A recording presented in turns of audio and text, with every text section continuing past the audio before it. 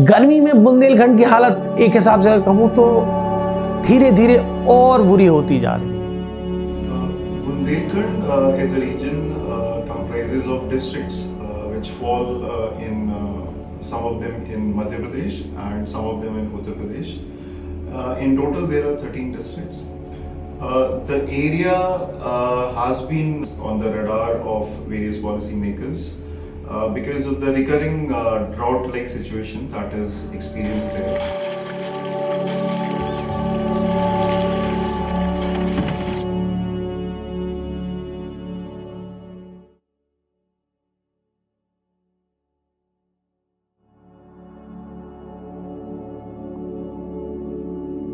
For years, Bundelkhand has had hot summers and is prone to drought.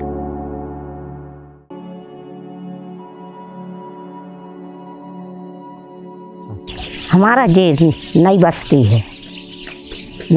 है और हमारा नाम सुमित्रा है। तो आपको हमको इतनी तकलीफ़ है बेटा कि हमको आरसीसी डरवाना बहुत ज़रूरी है, हमारी नाली ज़रूरी है और वहाँ गुड़ियाने में एक कुआं नहीं है तो उसको पानी को बहुत ज़रूरी है। पानी की दिक्कत ये होती है कि वहाँ जाते हैं बड़खेरा जाते हैं पानी का, वहाँ तुम्हारा लच्छीपुर जाते हैं पानी का, सिर के ऊपर ले आते हैं, घड़ा धर के मुड़ पे ले आते हैं। साइकिल है किसी के नहीं है तो वो सिर पे घड़ा धर लेती हैं, चली आती हैं। तो बेटा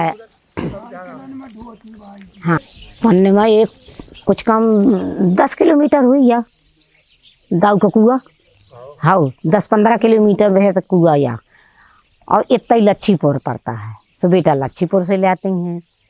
आप इतने में समझ लो बेटा कि जो तकलीफ ना होती तो कैसे जाती मैं वहाँ का, और जितना तकलीफ पटा जाएगी तो अपना सिर का घड़ा उतर जाएगा। 2 गांव हैं, एक है कटहरी और बिलहटा, और वो कोर एरिया में आते हैं, टोटल ट्राइबल गांव है वो। तो वहाँ पे क्या है कि 2 पहाड़ियाँ हैं और बीच में खाई जैसा है, बुंदेलखंडी में उसको सेहा बोलते हैं। और वहाँ पे एक सोर्स है पानी का, एकमात्र सोर्स है।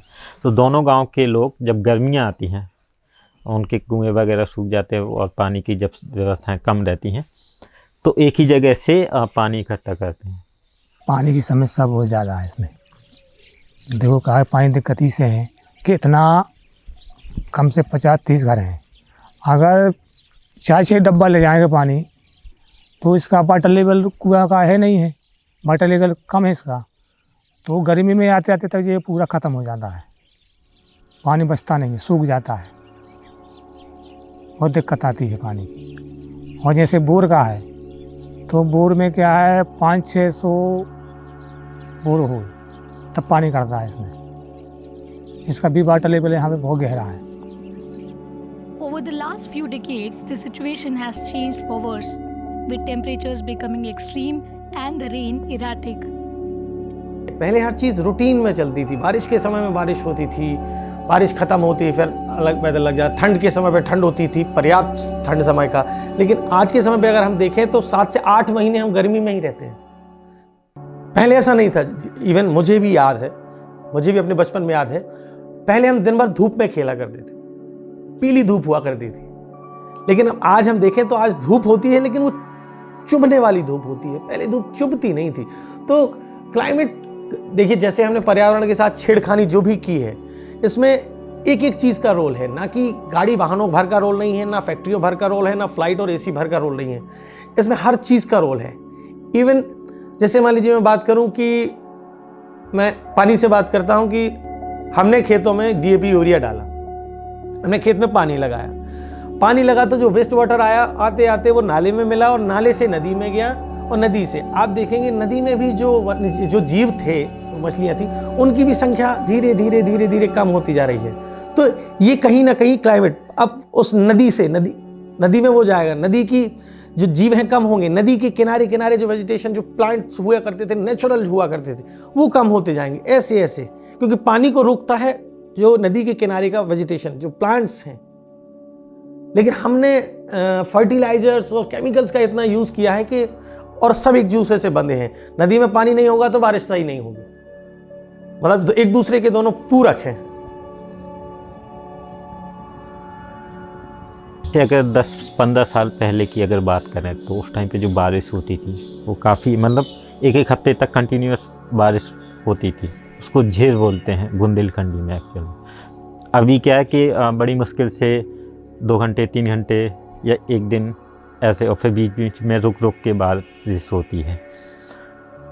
पहले क्या होता था कि एकदम बढ़िया जब बारिश काफ़ी पहले शुरू हो जाती थी और काफ़ी लेट तक चलती थी। अभी वैसा नहीं है, बहुत लेट शुरू होना और जल्दी ख़त्म हो जाना। थोड़ा सा शिफ्ट भी देखने को मिलता है, जैसे कि ठंडियां हैं तो काफ़ी लेट शुरू हो रही हैं, बीच बीच में बहुत ज़्यादा हो जाए, बीच बीच में बहुत कम। जैसे इस बार का अगर देखा जाए तो जनवरी के आसपास 2-3 दिन इतनी भयंकर ठंडी हुई जो पहले नहीं हुई, कि जो घास है उसमें जो बूंदें हैं वो जम गई थी, जो कारों के ऊपर जो ओस रहती है वो भी जम गई थी। लेकिन इसके पहले ऐसा नहीं था। मतलब एक मोटे तौर पे अगर देखा जाए तो ठंड होने की जो तीव्रता है, बहुत ज़्यादा ठंड, बहुत ज़्यादा गर्मी, वो थोड़ा ज़्यादा बढ़ा है। पहले नहीं होता था कि बहुत ज़्यादा ठंड भी नहीं होती थी, बहुत ज़्यादा गर्मी भी नहीं होती थी। Over the years, what we have observed in Bundelkhand region is that though the normal rainfall is about 1000 millimeters, but last couple of decades, what we have observed is that the rainfall which is actually received is much less than the normal. In some of the years, it has even reduced by, let's say, 50%. So as we mentioned that since the agriculture is dependent totally on rainfed, it affects the livelihood of farmers quite substantially. Moreover, the region is underlain by hard rock aquifers. I mean, there is a lot of these hard rock areas in this region. As a result, what happens is that as we approach summer, these aquifers, they run out of water because these aquifers have a very limited withered zone where the water is stored. The aquifer storage itself, the storage space in the aquifer itself is low. That is why as we reach the summer months, we don't find water in such settings, and that is why there is also a lot of seasonal water scarcity. पानी की तो बहुत समस्या है, खेती किसानी कुछ होती नहीं है। बरसात भरे की खेती हो, आज का हालत जिन पड़े हैं, पानी नहीं है, ना कोई कुआं है ना तालाब है, कुछ है ही नहीं। सिर पे रख कर लाई जमझाई के बंधा से पानी, वाहन साइकिल नहीं है, गाड़ी नहीं है, काय में लाए। घर भी तो नहीं है हमारे, ना कोई रोजगार निकाल रहा सरपंच, ना कोई कुछ नहीं है। अब क्या करें? 2 लड़के हैं, एक बहू है, एक छोटी सी नातन है, और हमारा बुढ़ा और हम हैं। हम ये मानवी के तालाब बनवाओ, कुआं खुदवाओ, और क्या है? जो लगो हेडपम्प से हलावत रहो में पानी भी नहीं निकला।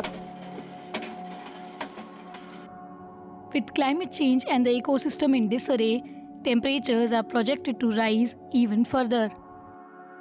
हमने जो तालाब हुआ करते थे गाँव में, तालाब का सिस्टम ये था। बुंदेलखंड सूखा के लिए फेमस रहा है, प्रसिद्ध रहा है कि यहाँ सूखा पड़ना ही पड़ना है। तालाब बने थे, सिस्टम था, तालाब थे, तालाब के नीचे गांव में कुएं हुआ करते थे, तो एक बैलेंस रहा करता था। अब इस समय पे लोगों ने क्या किया कि एक तो बारिश ना होने से वो तालाब नहीं भर रहे हैं, तालाब अगर भर भी रहे हैं तो लोग सिंचाई के लिए उससे पानी ले रहे हैं। तीसरी चीज़, तालाब के नीचे वाले पूरे में लोगों ने आजकल बोर करना शुरू कर दिया। किसी ने 100 फीट, किसी ने 200, किसी ने 500, तो वाटर लेवल और नीचे जा रहा है। हम पानी ले तो रहे हैं लेकिन हम पानी वापस नहीं दे रहे हैं। ये एक रिसाइकिल सिस्टम है।